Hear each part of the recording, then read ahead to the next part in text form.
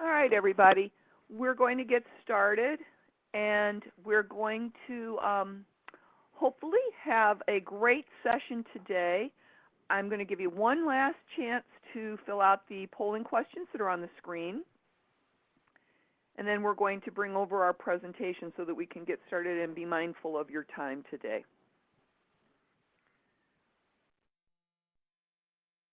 All right, here we come with the presentation.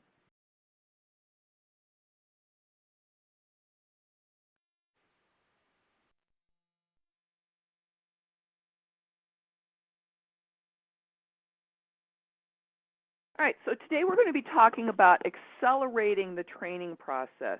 And joining us on today's webinar, we have Michael Sloan from Illinois Central College. We have Levon Nelson, Tricia Broughton, Jim Nelson, and Michael Baker. And as always, we have Natasha Tugger, Chelsea Jones, and Lacey Pollock from Illinois WorkNet helping make these webinars work so smoothly. Today, our agenda is going to be talking about accelerating the training process, including the employer portion of this. And then we're going to be talking about delivering the training in non-traditional methods, focusing on the classroom and on the work site. We're going to talk about some opportunities that we've brainstormed and some tips and tricks to make all of this go smoothly. So first and foremost, we want to bring back our big picture, that it's manufacturing, and we're working on making sure that this personal training and employment plans are working wonderfully for the people that are in our treatment group.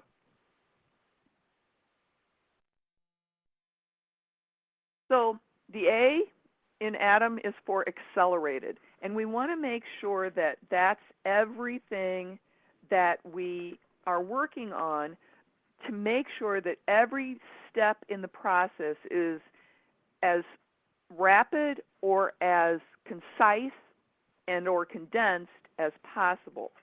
So when we're working on our training, we want to make sure that that is happening at every possible opportunity. We have some continuous employer engagement going on, and getting through this cycle as rapidly and efficiently as possible with the least disruption to the employer is crucial. Employer verification of training competencies is vital when preparing a personalized training plan so as to avoid any unnecessary delays and ensure the training provided is relevant to employer demand. So we just want to reiterate that this process is happening. So today we're going to talk about a couple of items, and we've got placement versus advanced placement.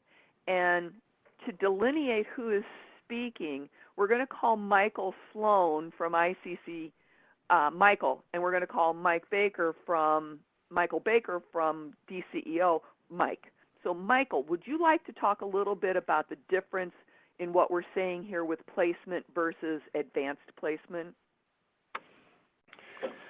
So if you go back to the idea of a program of study, and so a program of study is a generic path that all students would take, assuming that they have no knowledge or experience, up to the point where they have the demonstrated outcomes for that program. And so because of its purpose, it is somewhat generic, or is very generic.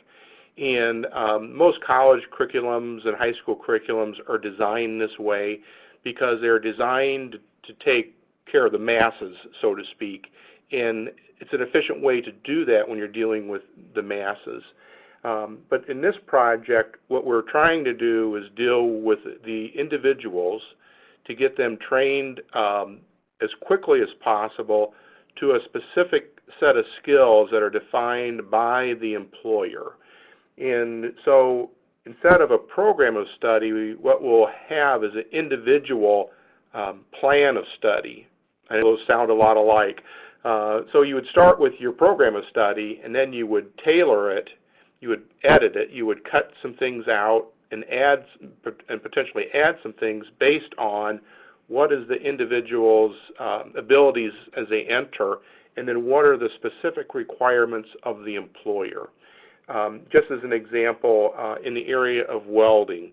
So if you're working with an employer that says, I need a welder, then the case manager has to, or the project director, is going to get a little bit more involved with that employer to find out more exactly what do they need, especially as they define that AWS credential that's going to be earned as part of this project. So the welding technical training is going to lead to an AWS credential, and we need to understand what credential that employer needs, and that will set up the end, sort of the outcome. And then when the individual comes in, then they will need to be evaluated in terms of what are their skills. Do they already know how to weld in some processes? Maybe they're a stick welder and they need to learn MIG or vice versa. So maybe they already have some knowledge that you can then give them credit or advance place them in that curriculum.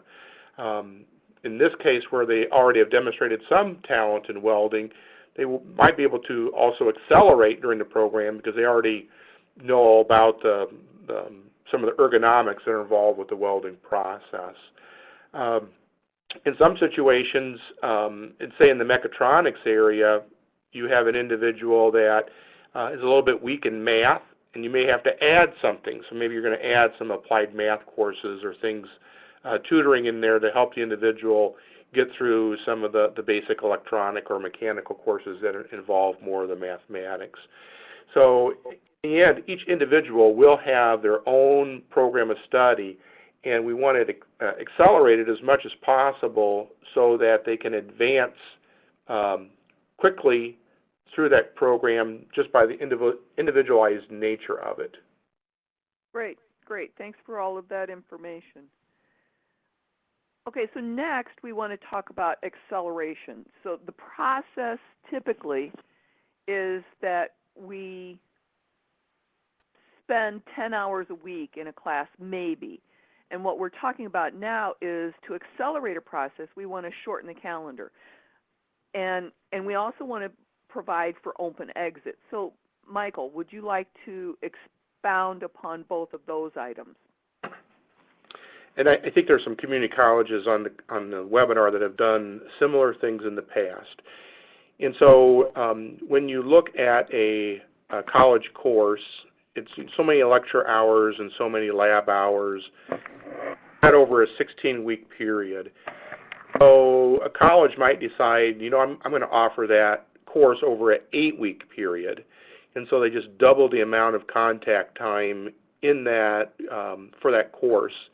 And then some offer mini-mesters, which are even shorter, a 4-week class, and then they meet 4 times as much. And so you can shorten the calendar based on those individual needs and how you fit it in there. So it's possible, so I'll go back a little bit. So a typical college student spends 16 to 20 hours in class and lab on a normal semester with a normal load.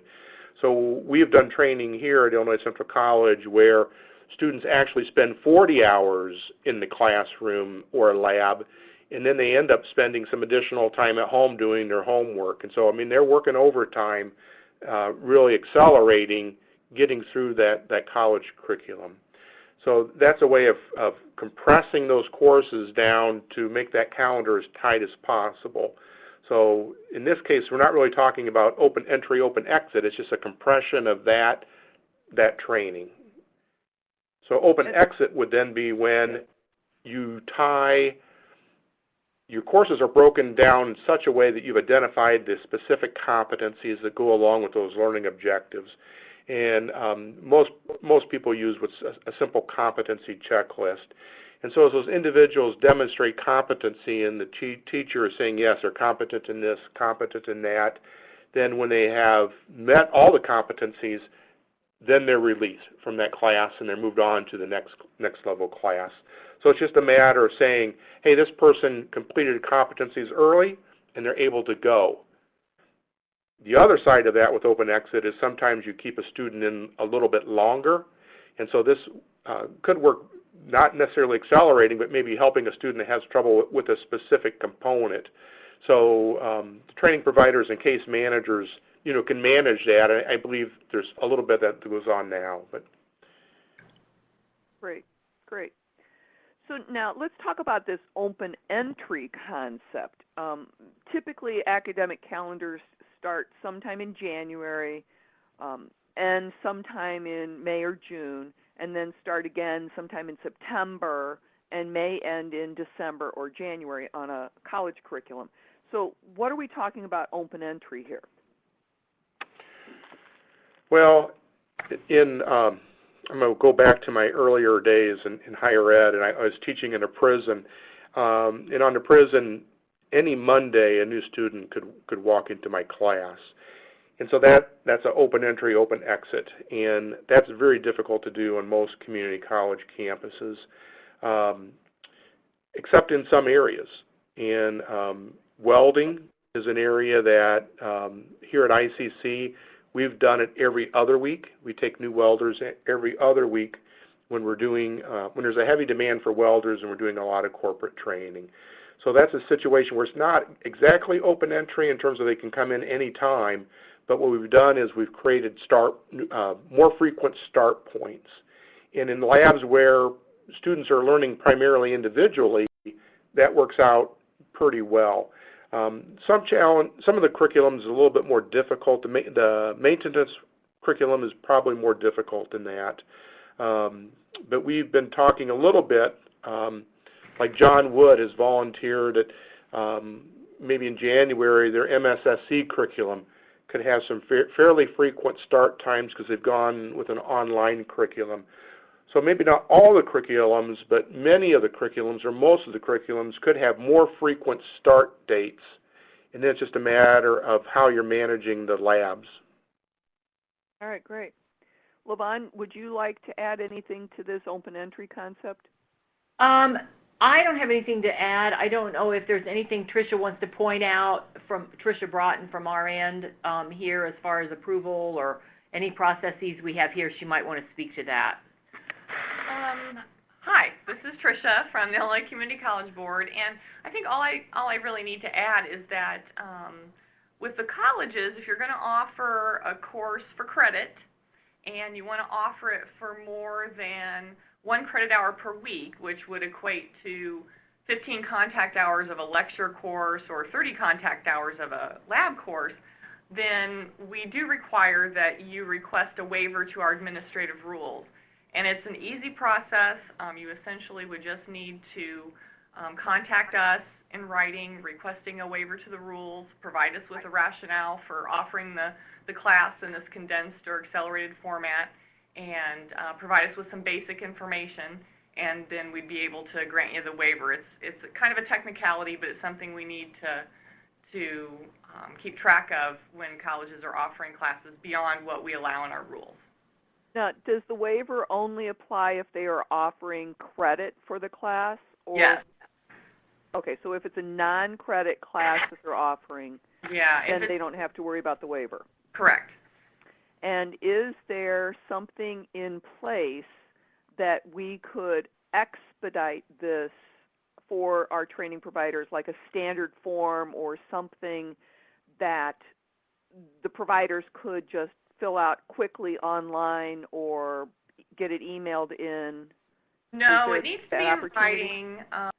You could provide us with one letter that provides the rationale for every provider to offer it in this way, but we would still need to be able to,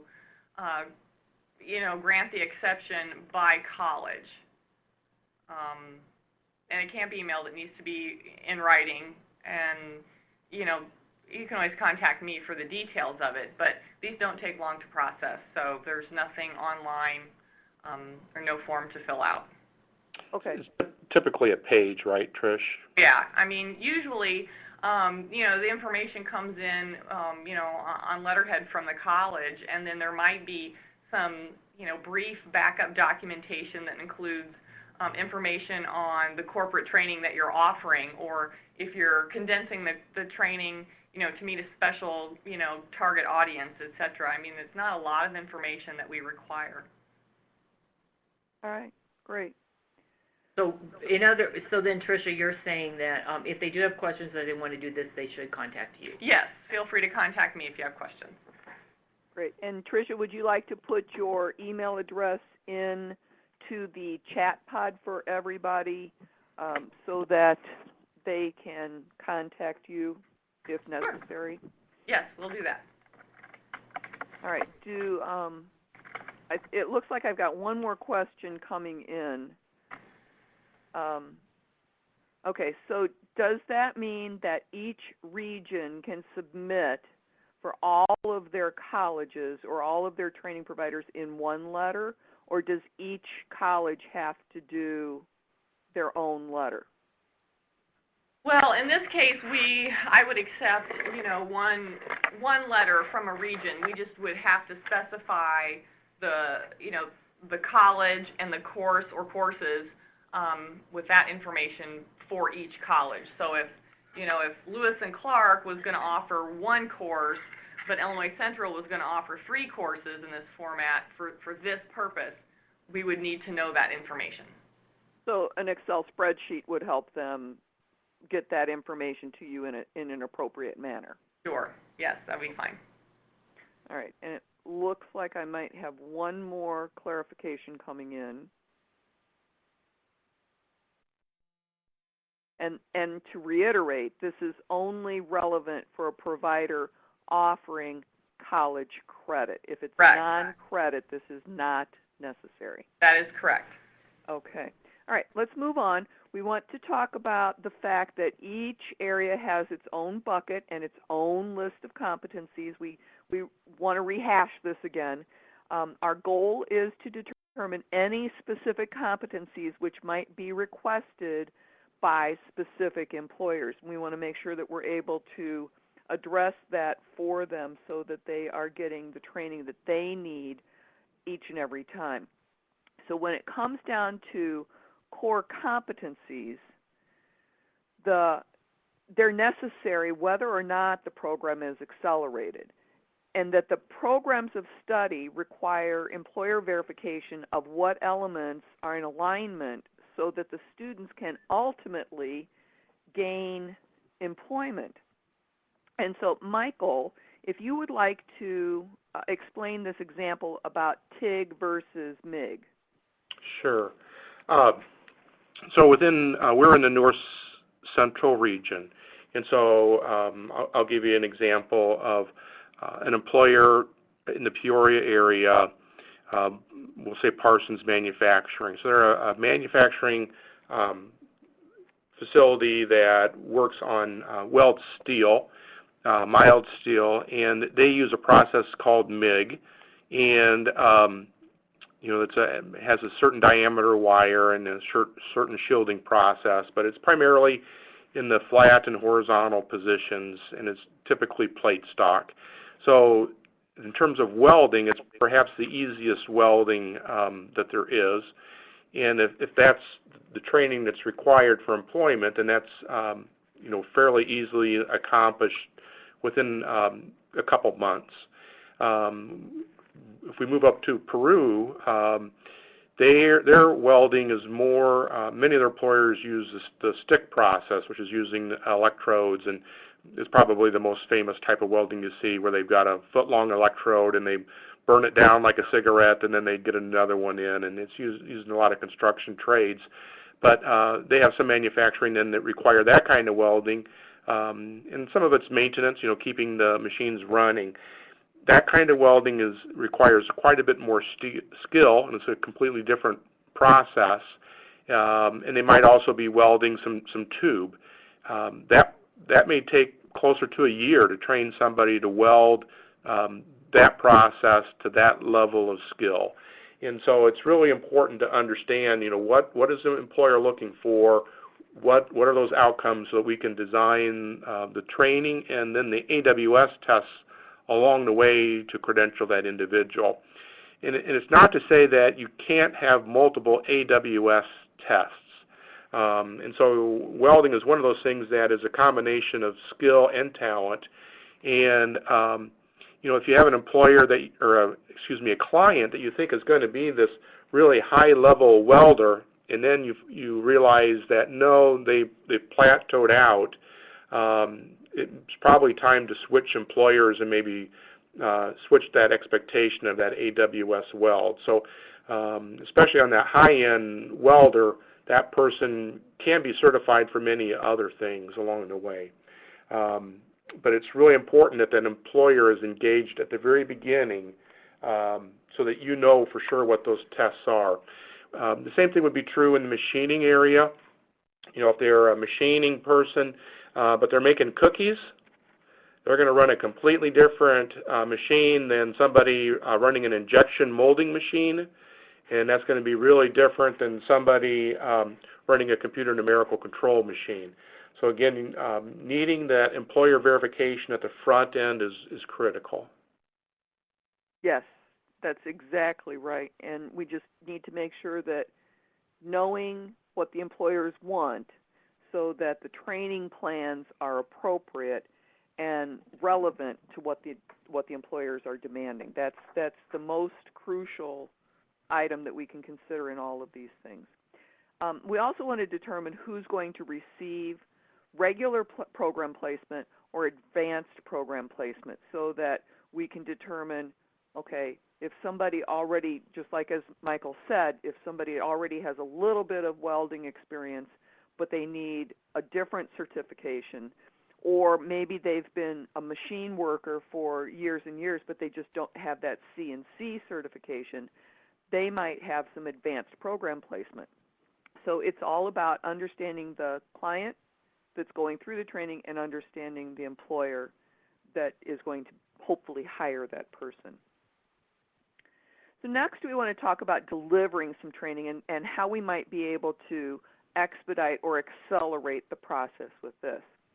So we want to understand what those employers' needs are, fit those requirements, find people that are suitable, figure out what credentials are going to meet those needs, and then we want to tailor those programs to match the needs, and we want instruction to follow that program. So some curriculum may meet the program, but the time parameters may not always match. So what are we going to do in the meantime if the time parameters are off just a little bit? So one of the things that we talked about as an idea, and I'm going to ask Mike Baker to jump in here, but we always tell job seekers to research companies with whom they have an interview. They need to do that research. So a couple of ways that could be incorporated into the ATIM program for the students to do their research might include guided tours and job shadowing. So Mike, if you want to take a moment just to explain how this might work a little bit better. Sure, thanks, Dee. Well, simply put, you're going to have downtime for participants while you're waiting for a training cohort to begin. So the question is, what can we do that's value added for them while they're waiting for that to happen? So these are two of the things that you can do that are relatively easy to set up. First of all, on the guided tour side of the coin, a tour and job shadowing, actually both of these would be perfect for this, gives them a better understanding of the work environment, especially different kinds of manufacturing occupations. So if they are in the program but you're still working out their training plan, if they don't have much of a background in manufacturing, this is a really key step that you can take to help get them acclimated to manufacturing, but also give them a better understanding of what they're getting into.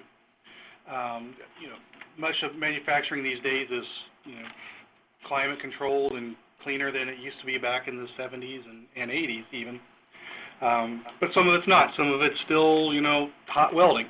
So they need to get as good as understanding as possible by taking advantage of the opportunity when they're not actually in training yet or waiting for the cohorts to start. So it's also a fantastic way to build relationships with employers without a whole lot of commitment on their part, especially medium and larger employers. A guided tour, that's not a whole lot of investment on their part, but it does give them a chance to see our program, to see what we're doing, and potentially get their eyes on somebody that could potentially end up working for them. And that's where the job shadowing comes into play. That's a more intensive contact with an individual. That individual might be, they're asking lots of questions and can demonstrate some knowledge they might have. So you could look at job shadowing almost as a first phase pre-interview process that if it goes well, your folks will be much more likely to end up getting jobs than they otherwise would. Great.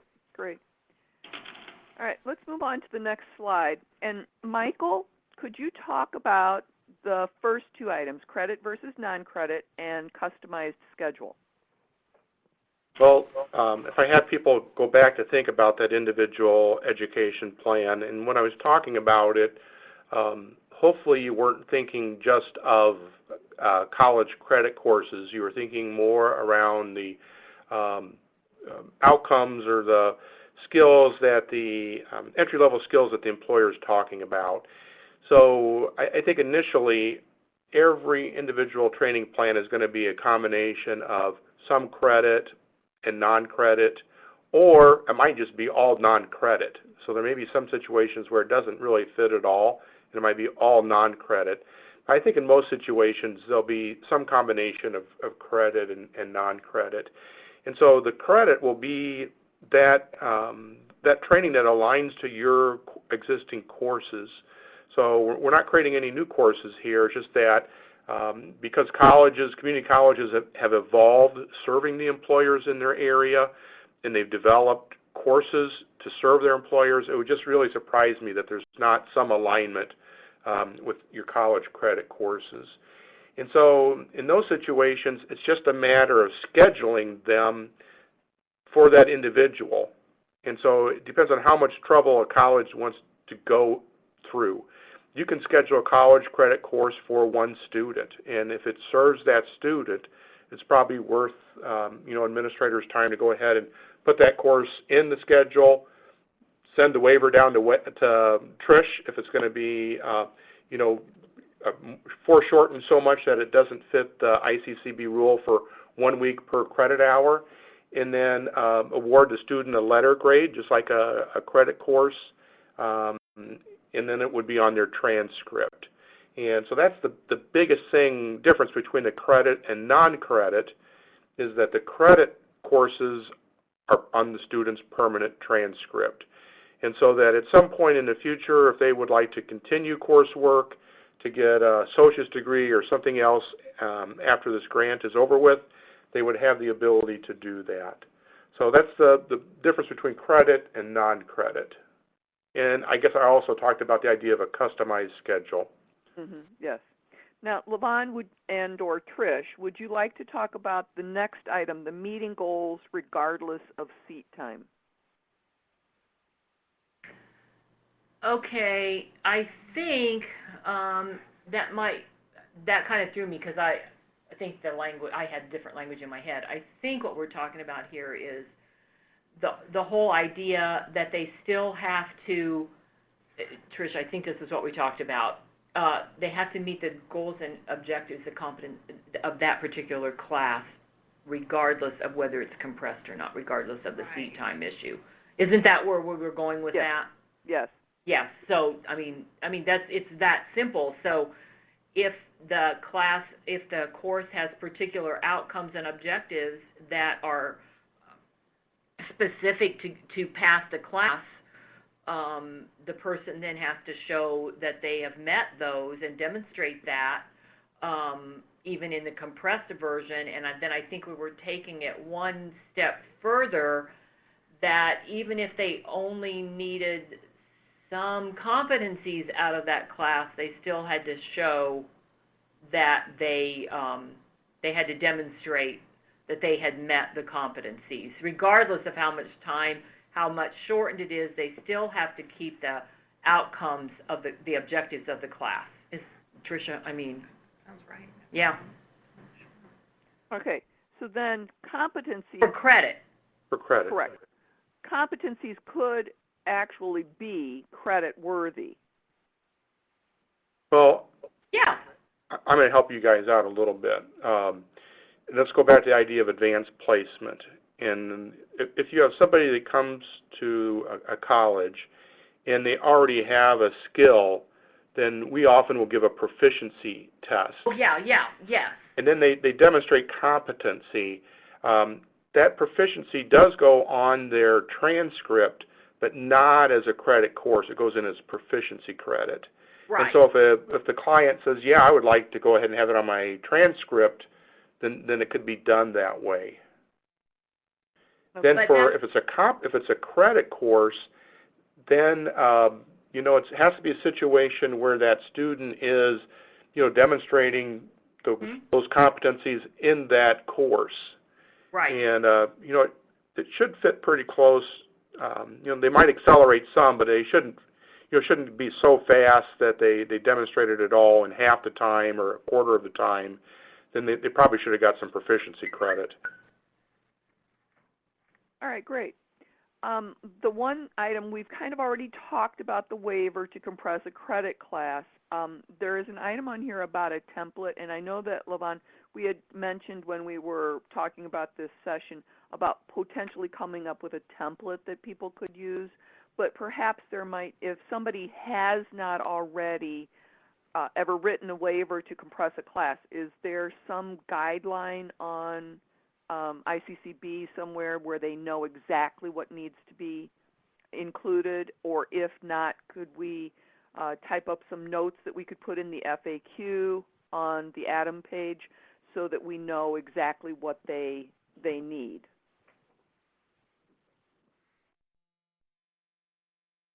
I would rather work with people Individually?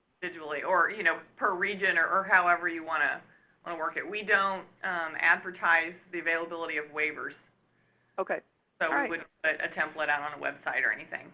Okay, so then we have your information later on in the presentation for reference. So if they do need to talk to you one-on-one, they can do that. Yes. So now the next item on our list here is provide credit post-completion. So what I was wondering is, does anybody already apply credit post-completion, or are you considering it?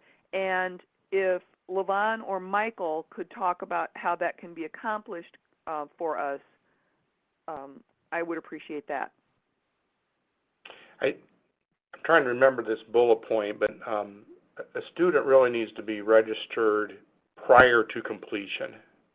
So the idea of awarding credit after the end date is a little bit challenging. So I think and I may be wrong, Trish, but I think they have to be, and I don't know if this is your expertise either, but I think they have to be registered some point in the middle of that course.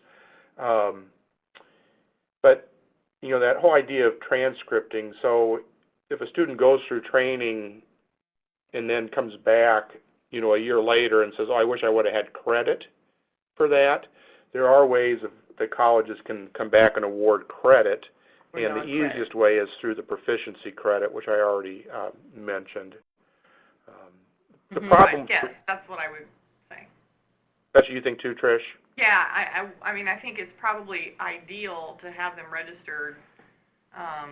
If there's any intent that they might want credit for it, get them registered as a student as soon as possible. But yeah, if they come back a year afterwards, it makes it a little more challenging for everybody. It can be done, but then it becomes a matter of proficiency. Mm-hmm. All right, great. Okay, moving on. We want to start talking about on-the-job training. And Mike, if you could talk just a little bit about the Department of Labor requirements for on-the-job and what plans you've got in place for this. Sure. On-the-job training can be a very powerful tool, and I would expect there will be a significant amount of OJT under ATIM. The difference, for those of you who may not be aware, in on-the-job training, it's a step above an internship or work experience, whereas in those cases, the program may provide the salary while the person is performing the functions. And on-the-job training, the employer hires the person knowing that they have a skill gap, but they have a training plan worked out that will bring that person up to speed for that employer's processes within a reasonable amount of time. Typically, we say a reasonable amount of time is 6 months or less. The items that are listed on this slide are guidance that was provided to us from Department of Labor on the items that need to go into an OJT contract. I know a lot of you are already doing OJTs out there, and when we were doing the OJT NEG initiative, I gave the same information out to everybody as soon as it was provided to us.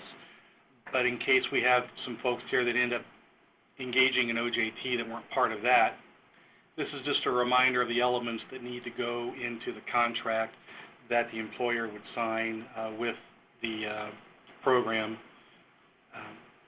Essentially, we have to figure out, what is the skill gap and what level are we trying to get the person to, and then documenting the process of how you're going to get that person from point A to point B.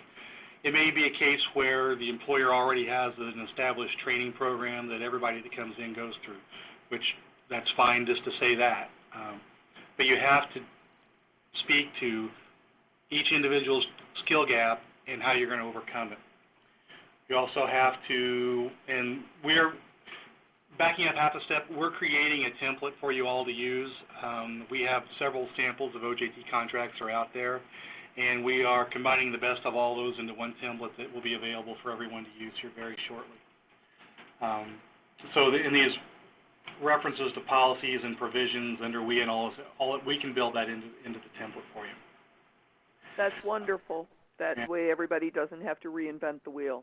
Exactly. And again, we talked about skill gap. It's not enough to say, okay, this person reads at level X and does math at level Y. You have to do a skill gap analysis for that person is at based on the position they're going into. So what skills do they need to pick up to make them a skilled employee that could go to any employer, or at least the employer that they have in question here, and be turned loose to operate on a day-by-day basis.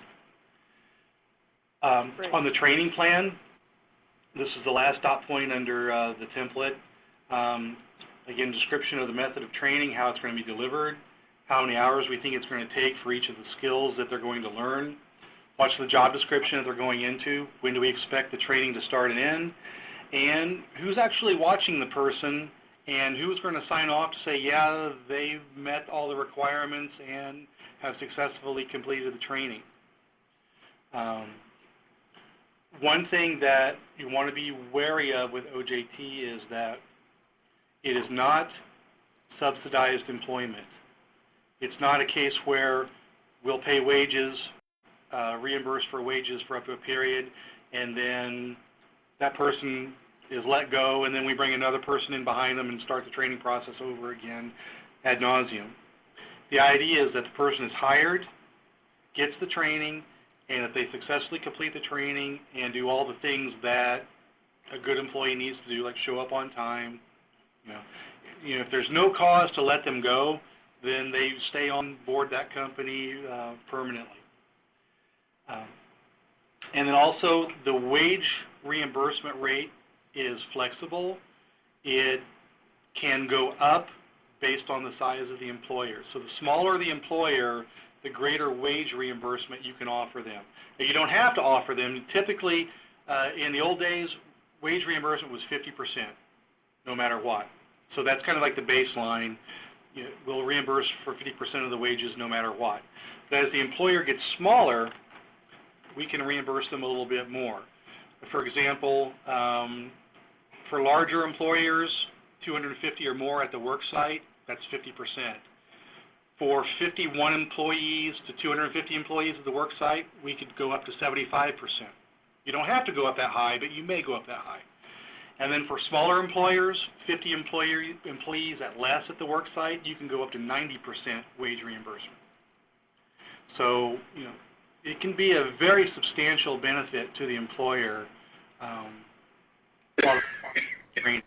But as soon as the training is over and they said that, this person has met all the requirements, then the reimbursement stops. So that's one thing to keep in mind. You may write an OJT and it may be scheduled to be for 4 months.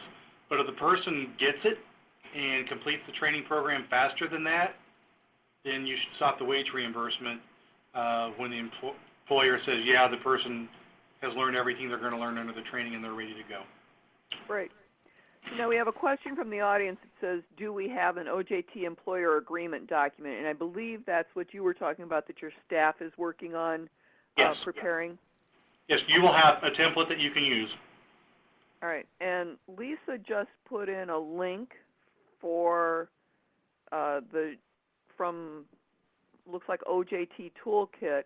Have you looked at that template on Workforce 3? Yes. Now, thank you, Lisa, but folks, be careful with that. While overall there is good information there about how to operate OJT that is very valuable, the particular contract templates that they provide there, many of them do not actually meet the requirements that the DOL staff that review the NEG program said need to be in place. So the template that we are going to provide you, we are double and triple checking to make sure that everything that DOL staff told us needs to be in a contract will be there for you. So, and as soon as that's ready, we will notify everybody and have it posted on the ATIM guide under the downloads and potentially even a link from the FAQ area. Absolutely, and we're hoping to have that wrapped up this week, so it'll be ready for people starting next week. Great. Let's move on to the next slide and talk about work experience. And we've got an item here at the very top of the list that says double up. Now, what we mean by that is you might have somebody going into some advanced placement. And so instead of having them sitting around twiddling their thumbs, have them work on some work experience. If they've got a morning class, maybe you put them in work experience in the afternoon. Or maybe their classes are on Monday, Wednesday, and Friday all day long. See if they can do the work experience on Tuesdays and Thursdays. Now, we've also said that manufacturing work is experience, or manufacturing work experience is preferable, but it's not absolutely necessary. And then we can pay for work experience from some ATIM funds or some WIA funds, or they can be employer paid. So now, Michael, could you talk about adding value and how some of those examples that you might already have in place can help with this doubling up in the work experience?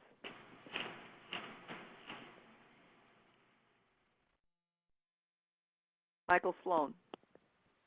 I pulled that Jim Nelson was talking to a muted phone. Oh. We did a training for Excel Foundry, which is a metal fabricator here south of Peak. And we did training 32 hours a week, Monday through Thursday, so 8 hours a day from 7 in the morning till 3:30, just like the regular work shift. And then on Fridays, they went to Excel Foundry to actually job shadow. And so they were assigned to a CNC operator on the floor. That was so valuable because now they could see, make the connection to what they're learning in class to what's going on in the shop.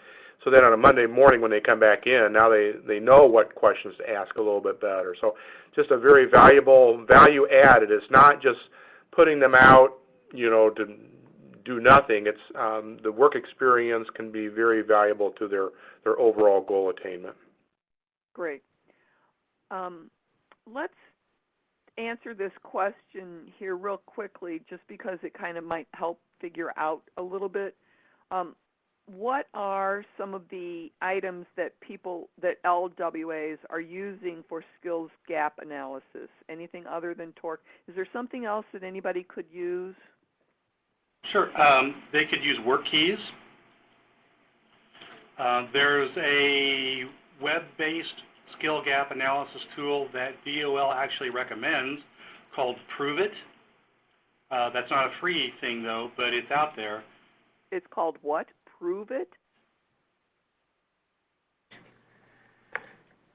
And I'll have to look up what the website is for that. It might Okay. just proveit.com. But it is a way where you essentially plug in Oh, Karen just put it in there. Yeah. You plug in the person's experience and education, and then you plug in the requirements and competencies needed for the job, and it will give you a skill gap analysis based on the information you put into it. Torque is also valuable for a skill gap analysis. Great.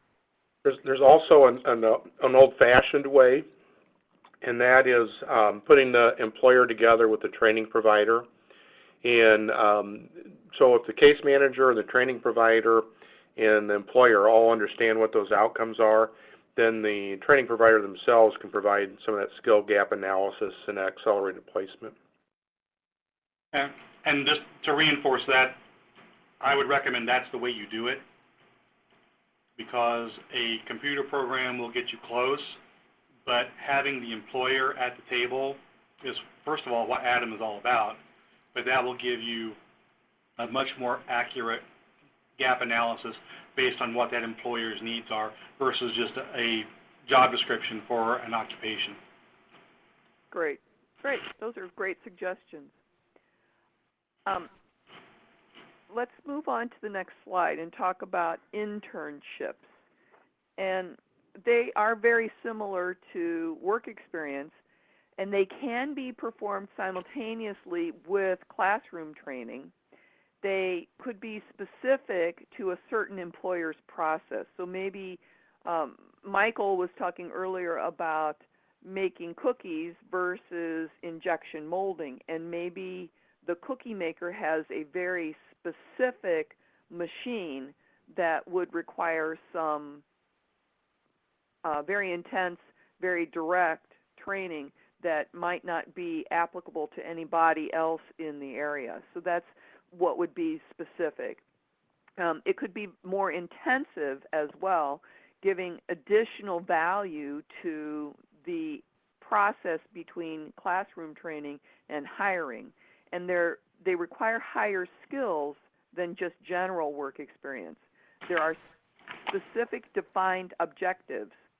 Now, when you are doing an internship, you need to make sure that you're coordinating with the unemployment insurance staff to make sure that the student is not going to be affected adversely with their benefits. Mike or Michael, would you like to add anything to this? I would just point that along with the work experience, paid internships are an excellent way for someone that is a dislocated worker to earn money that is still related to getting a credential or a degree and ultimately a job. So that way they're not out trying to work 2 or 3 very low-paying jobs that really don't have any kind of pathway for them. But if you can get them into this work experience and internship, they're earning money and they're getting relevant work experience for the career path that they're going down. So these are 2 things that you really need to take advantage of to the fullest extent possible because it's value added for everybody. Right. And on this next slide, these are just the requirements that are already in our FAQ, but we thought we would put them here on a slide just so that you have the requirements from the Department of Labor about the test for unpaid internships. And while they can pass the test, Mike just made a very valid point about having them be paid interns so that they don't have to struggle with a part-time job to make ends meet. All right, and just to refresh, we want this process to begin right away. we want to talk about the difference between concurrent versus consecutive. Basically, we want things happening all at one time. No breaks between classes or classes included with workplace activities. And we want to make sure that open enrollment is taking place so that people can get in and get on with their training so that they can get into the workforce just that much faster. Would anybody on the panel like to make an addition to this thought?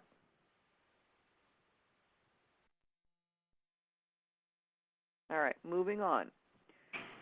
We're going to talk about some opportunities that we brainstormed as we were working on this presentation today. So we want to talk about, Michael, if you would like to address this advanced placement item here. I'm trying to remember what I said earlier, so I'm not too redundant. But I think you mentioned it, Dee, as well. So, if you've got 3 students that you're starting in a particular program, and one of them you've designated as advanced place student. So it would be better if you could put them together, say in a week or 2 weeks ahead of time. Then that advanced place student, this would be a time for that work-based learning, to get them out into the facility, to get some experience, what it's like to show up on time. So they may not be able to do, too many value-added tasks, but to the employer, they're getting to know the individual. The employer seeing that they've got a pretty good work ethic in terms of showing up and being responsible. And they are learning by seeing things that they'll be doing in the future. And then the other one is the idea of the bridge components. And so if you have students in the traditional bridge, you could actually begin some of the technical training ahead of time, especially with just getting them some hands-on. So now you're again helping motivate them through the bridge, and you're letting them see some things in the future. So if you're trouble scheduling, if you can't do bridge for 40 hours a week, maybe do bridge and some basic technical training along with that. And then we also talked about, and I hope I'm not getting ahead, Dee, but we talked about using the MSSC CPT credential. Okay, we're going to talk about that on the next slide. Okay, I'll wait. Okay. The online access to competencies, I know MSSC Safety has some of those things, and Jim Nelson was going to be on the call, and he's stuck in an airport. So I know that there's one provider on the call today that does some online items with some of these things, but there are other online opportunities that people can use. Michael, do you want to talk about cohorts for a moment? Well, cohorts is just the idea of the alternative to an ITA, and I think that's sort of the ideal way to learn versus as an individual. And so you probably want to keep some cohorts together for some of the training. And maybe an example I'll use will be welding blueprint reading. And so you could start students individually learning how to weld, but maybe what you do is you get a cohort for the blueprint reading portion. Now they're all going to learn blueprint reading at the same time. Some may just be starting, some may be 1 month or 2 months into it, but you are developing a cohort for that particular aspect of the training. And so you're individualizing it a little bit just to be able to achieve those things. The other thing about the cohort, I think that we talked about, was that when you are then developing that cohort, it can include individuals beyond the ATIM students. So if you have some regular students walking around your community college hallways that need that welding blueprint reading course, and they can pay tuition, they can jump into that if it's a credit-based course. if it's non-credit and you have some businesses that need blueprint reading, you could throw them in with these ATIM students. So it's not, a cohort wouldn't be limited just to the ATIM students, and that's a way, I guess that's sort of a trick, a way you try to develop these cohorts. So if you think, oh, I can't do that for just 3 students, then you need to get in with your business agents and have them see if they can drum up a couple more students for you. All right. And then we have this reaching a competency, and we mentioned this earlier, that if someone is going through a training program and they just need a refresher or an update, or maybe even just to get enough so that they can pass the exam, after a shortened period of time, the provider would still get paid for that person once they reach that competency, but they don't necessarily have to stay to the end if they've been able to accomplish their competency and their goal. And then we talked about proficiency tests. So Levon or Trish, would you like to talk about proficiency? You know, that really falls back to Michael because that takes place at the local community college. All right, Michael. So most Michael. community colleges have the process for giving a proficiency, and it's typically based on some examination, and typically for these courses it would require some hands-on demonstration and oftentimes partially a written exam as well. And so it's not an uncommon process. It's just a matter of making the students aware that opportunity is present. Now, for the ATIM grant, it's not a requirement of the grant that students earn college credit. But as you're working with the employer, the employer might say, hey, it is a valuable, does add value to their employment. And I think that would be something that would trigger to say, oh, let's add this proficiency test to their individual education plan. But otherwise, it'd sort of be an option, wouldn't necessarily be a requirement. Hey, Dee, it's Levon. I'm just going to Hi. throw something in here just to clarify. It's basically what we say here at ICCB is that each college should have their own policy on proficiency testing. We do not have rules on it in our administrative rules. Okay. All right. So that hopefully that would help clarify, why we're not. It really is a local decision. And just so case managers understand, the proficiency credit oftentimes does not transfer to other institutions. It's really only a value to students in that institution. So like if a student from ICC would transfer to Bradley University, that proficiency credit does not travel with them. Oh, okay. Right. It's not transferable credit. Right. Yeah. All right. Sometimes so they talk about Confederate currency and regular currency, and proficiency is sort of like Confederate. It works in some parts, but not all over. And that's, Tricia was saying that to me, that's why they need people to register, as much as possible. Yeah, as soon as possible. If they think As they're soon going as possible. if they think they're going to want this for credit, then you'd want them to get that done sooner rather than later, because It's more proficiency relevant, credit yeah. is different than transcripted credit. All right. We have a screenshot on the screen right now. I've pointed the green arrow at it. And what I would like to know is, this person was a machine operator. Looks like they've got 36 years, if my math serves me correctly, or close to it, of experience as a machine operator. And they do want to find a job related to, the job was related to manufacturing. And what would you do with this person? So if you could take a moment just to type a couple of answers in there based on some of the things that we've already talked about, what would you do with that person?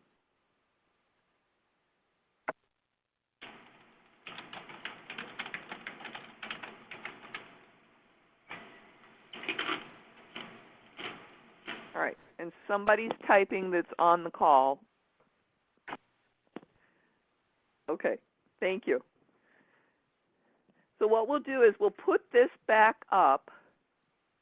We'll put this poll back up at the end of the webinar so that you can answer this if you have not had a chance to do your typing. Okay, we've got some answers coming in. So we'll give this just another moment.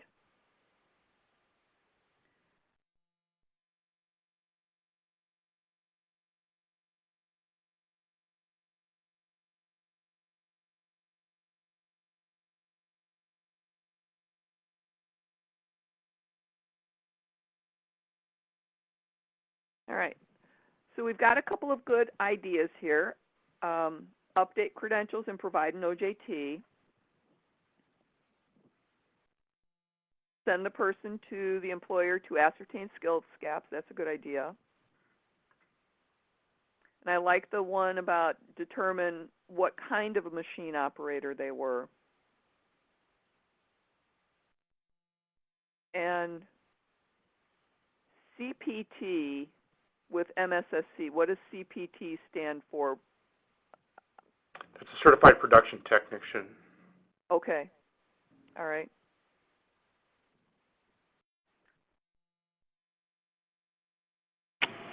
All right. So now what I'm going to do.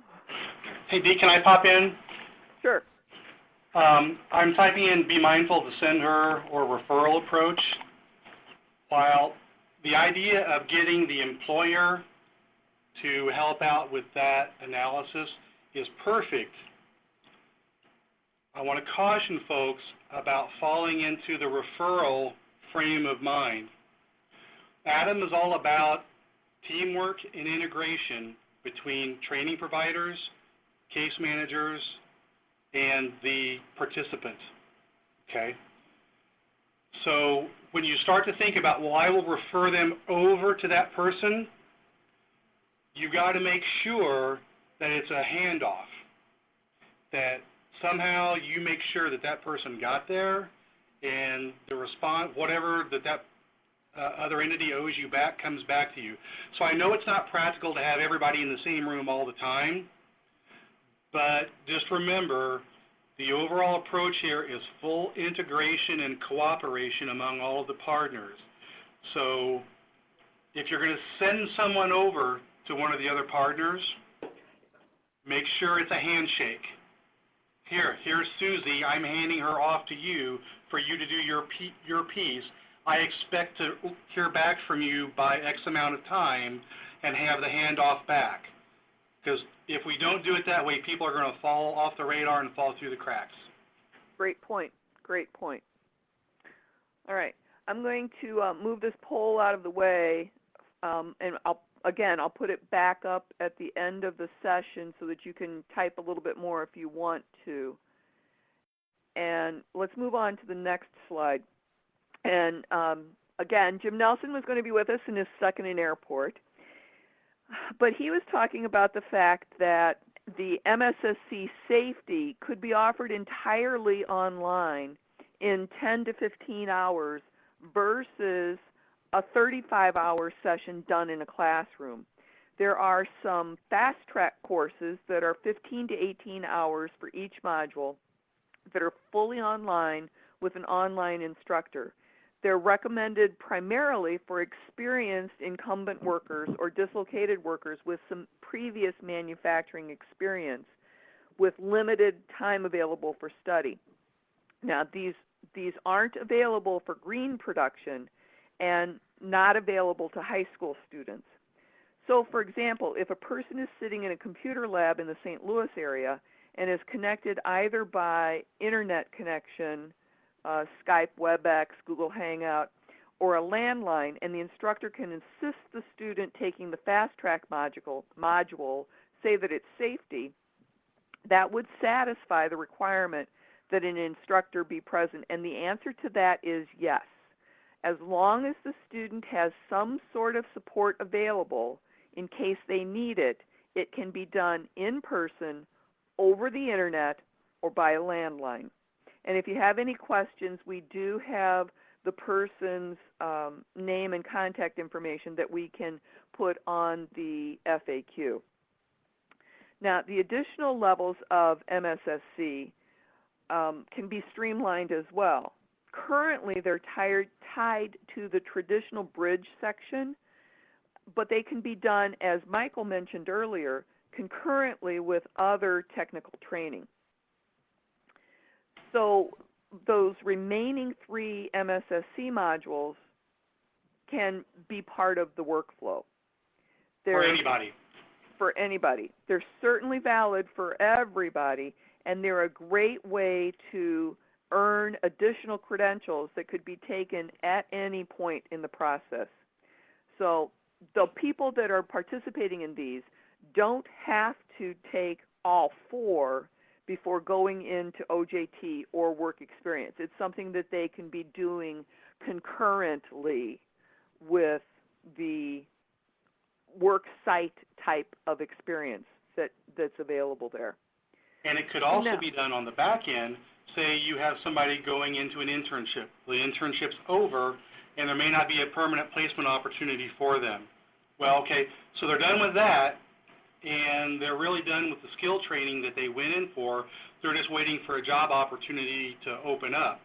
Well, if they don't have all 4 MSSC levels, go ahead and get them started on that, and then they're going to have another credential, and hopefully they'll get to that certified production technician credential on top of whatever else they've been able to achieve in the program. So, if you can build it in on the front side, great, but it's also a great value-added thing to do on the back end if you've got spare time on your hands while they're waiting for employment. And also I want to point out that John Wood College, is Pam on the phone today or on the webinar? What's Pam's last name? Pam Faust. I don't see her. Well, Pam is starting, she's already started the first course online, and she is moving toward offering the remaining 3 courses online with rolling cohorts that start at the beginning of the month. So you may have your own MSSC opportunity where you're at if you're doing it in a classroom setting or whatever, but if you have somebody that missed your start of your training, the online piece is out there if you'd like to take advantage with it. Now, there is some technicalities you have to work out with, do they register at one college or not at one college, or do they register at John Wood? But you guys can all work that out, and Levon can help you all with that. That's just a paperwork technicality. But the idea is that if you don't have it in your area, you can get it online. And even if you do have it in your area, if your cohort timing doesn't work out perfectly, this is another option that you could partake of. Great. So let's talk a little bit about distance learning for instructional classrooms. So the example here is that if there's a student down in the far southern region of Illinois that wants to attend a class that's up in the collar counties, if they can have mouth-to-ear communication, that could be internet, phone, or like a webinar type sort of where they can see somebody, that a class could be done online, and then a lab could be available locally for them to participate with the hands-on portion. So Michael or Levon, what are some good opportunities and what wouldn't fit in that sort of a situation?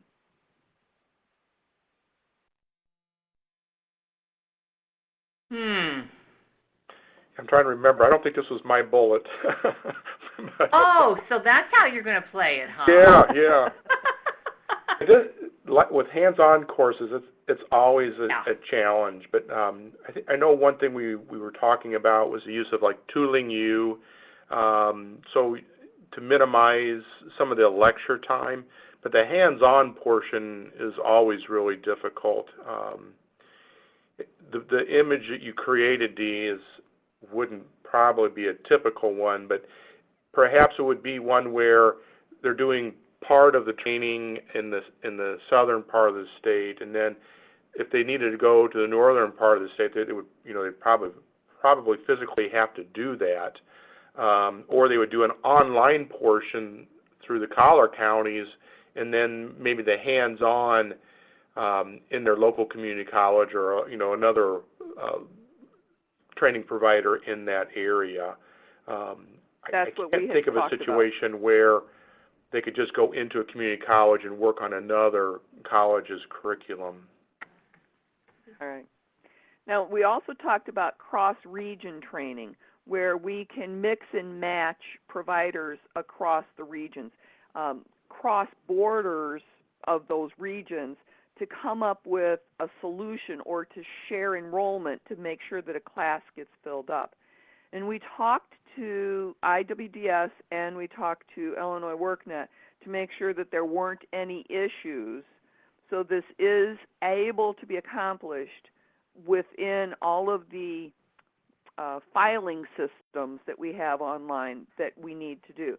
So that's an opportunity where, especially if you have some borders, and like especially up here in the collar counties, between Rockford and Kane County, there's an opportunity that somebody could drive that far and be able to fill up a seat in another area just to make sure that they're getting in at an appropriate time. So then, Mike, do you want to talk about filling the seats a little bit more? Yeah. Basically, we want to take advantage of the capacity that's out there. So if a training provider has a cohort ready to go, that is just they offer it to the public, they can fill out any blank spots with ATIM participants and vice versa. If they created a special cohort for ATIM people and you're struggling to get to critical mass to pull the trigger on starting the cohort, if you've got someone off the street that's not part of the control group, if they're not part of the control group, they could fit into that as well. You just have to figure out how to bill them. Obviously, you can't charge them to the ATIM grant. I mean, they would have to be funded from another source.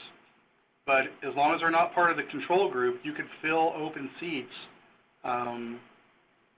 through these other funding opportunities if you have them available to you. Great.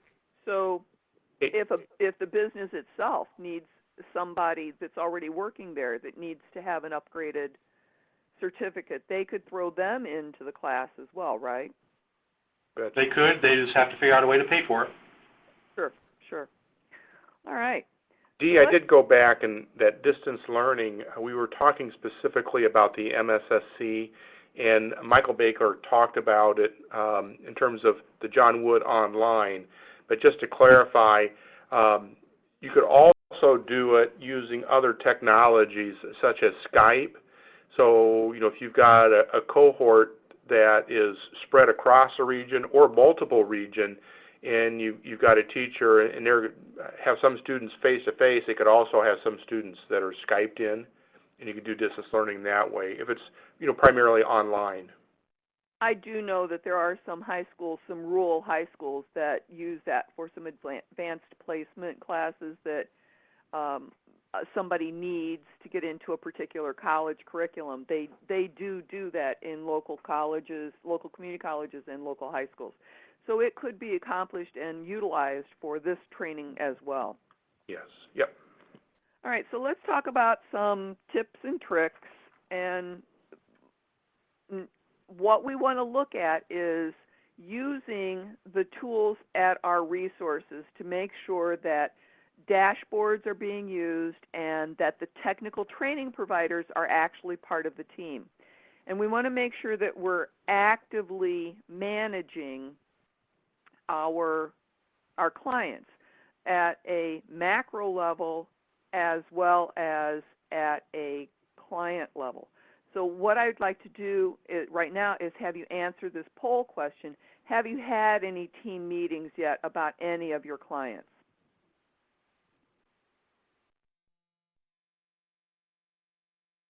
We've got some answers happening here.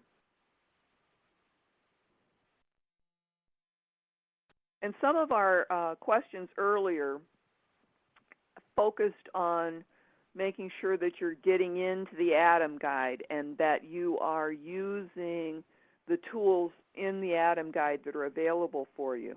So we want to make sure that you're aware of all of these things that are there for you. We do have another technical session coming up so that we can answer any questions for you if we need to do that. Okay. Just seeing these poll results, 85, 86% haven't had a meeting yet, and none have one scheduled.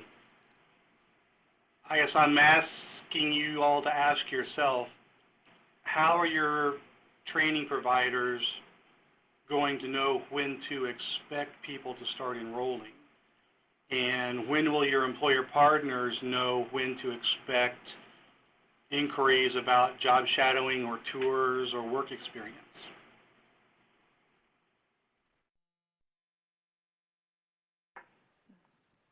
Those are a couple of good points, Mike. So, I mean, you all have enrollments coming in. So if you haven't started these, at least started scheduling these conversations regularly with your partners, you need to start doing that. Otherwise, all of a sudden, you're going to have 10, 15, 20 people on your hands without a strategy on what you're going to be able to do with them. So start talking now, and that way people can manage, work together to manage, so you don't have this tsunami of folks that come in and not a clue as to what to do, but you can, work now to start a game plan. Mike, I asked you a question by email, and I'd like for you to clarify that in the recording. Do the ATIM training providers need to be statewide training provider list approved? No, not necessary. It's okay if they are, but they don't have to be. All right. All right, I'm going to hide this polling question. We're going to move on. We have the technical section of our guide, and if you look at this, we have the area where everybody needs to sign off, where the partners need to make sure that everything is working appropriately, that they're on track or off track. And then we have some pictures. These are actually screenshots of the dashboard so that you can look at the intake process with the dashboard. You can also look at the customer dashboard, and what I have up is the test site. So all of these are red. But if you don't have some of these that are green, there are some things happening. You can also, by looking at the profile, you see the information that's available. You can look at the profile, and then you can also look to see whether or not they have completed or started, or if they're on track, what their anticipated completion date is for each person within your system. We are working on getting the dashboard up. It is in process right now. We are getting so close. So it's just a matter of a couple of days here. All right. Then as we move forward with some resources, what we would appreciate everyone doing is have all ATIM training providers contact Lavon. And if you need to compress your process, this is how to reach Lavon to get some guidance on that. You can contact her by phone or by email. So please make sure that you are doing that. That's the community college providers. Make sure that you're doing that. And then our upcoming webinars, on the 15th we have a technical assistance webinar. On the 16th we're going to be talking about the career plan and expanded bridge. This is a new release, it's a webinar to show you what is planned for that. We will be talking about dashboard and reporting tools on the 23rd, and then we have the last technical assistance for October scheduled for October 29th. And if everybody comes in costume, we'll give you a treat. No. All right. So that is our, oh, and what we would like to show you is that any new items are posted in the ATIM updates. So if you want to take a look there, they are listed in chronological order so that if you happen to miss an email, the newest items are listed in the ATIM updates. And again, if you have any questions or any concerns about anything, you can email everybody at info@illinoisworknet.com. You can find the ATIM guide at the website listed there, and you can watch all of our webinars within the YouTube or from our training sessions that we have recorded. So if you have any last questions, what I am going to do is I'm going to pull back over the item here about what would you do with that person. If you can answer the polling questions that are here in the bottom, I'm also going to pull up this question that was here in the beginning about what would you do, what sort of accelerated training ideas has your area come up with? So if you want to type in anything that we did not already discuss, maybe something sparked your light bulb, and you may have come up with something that we can share with the rest of the audience regarding an idea. Please type that in there, and we will share that on the FAQ. So I would like to thank Levon Nelson, Trish Broughton, Jim in absentia, Michael Sloan, and Michael Baker for participating on the webinar today. And as always, I would like to thank Lacey Pollock, Chelsea Jones, Natasha Telger, and we have a new intern, Brianne Gross, who is helping on all of our webinars, making them a great success. So, Mike Baker, do you have a last comment that you would like to make? I have one last question. We have a couple folks on our poll that's saying we have good information, but it's too basic. So can you please, offline after this, let us know what additional, more detailed information we can help you get to, or if there are any missing gaps in what you're hoping to get out of these that we can fulfill for you, because we definitely want to make sure that if you feel like you need information, we're doing everything we can to provide it. All right, and Michael Sloan, would you like to add any last words of wisdom? I'm available if anybody wants to give me a call, and if you need more information beyond what we've presented here or ideas, there are a number of LE directors around the state that have helped me out here in the last couple of months, and so if I can help anybody else out, I'd be glad to return the favor. Great. All right.